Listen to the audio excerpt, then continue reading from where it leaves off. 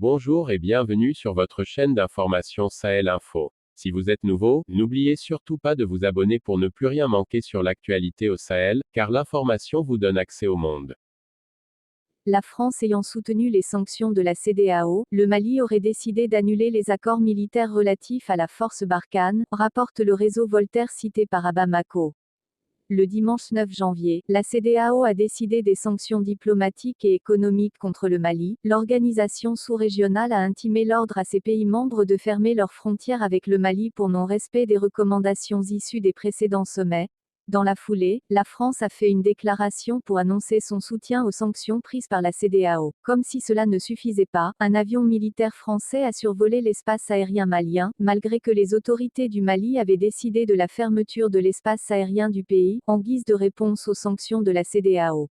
C'est ainsi que le 11 janvier 2022, le Mali a donc dénoncé un vol militaire français venant de Côte d'Ivoire sans autorisation. Le général de division Laurent Michon, commandant de la force Barkhane, qui n'avait pas été prévenu des conséquences politiques des actes de son propre gouvernement, a fait part de son incompréhension. Cependant, l'ambassadeur français, bien qu'il parle d'incompréhension, insiste que les avions militaires de son pays disposent de pleine liberté pour entrer dans l'espace aérien du Mali en vertu des accords existants, sauf que ces accords n'existeraient plus désormais.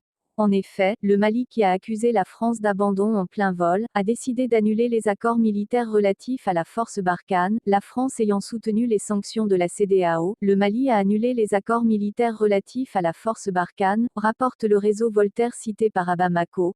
L'opération Barkhane est une opération militaire menée au Sahel et au Sahara par l'armée française, avec une aide secondaire d'armées alliées, qui vise à lutter contre les groupes armés salafistes djihadistes dans toute la région du Sahel. Lancée le 1er août 2014, elle remplace les opérations Serval et Épervier. C'était tout pour cette tranche d'information. Nous espérons avoir pu au mieux vous informer, alors n'oubliez surtout pas de vous abonner pour ne plus rien manquer sur l'actualité africaine et internationale.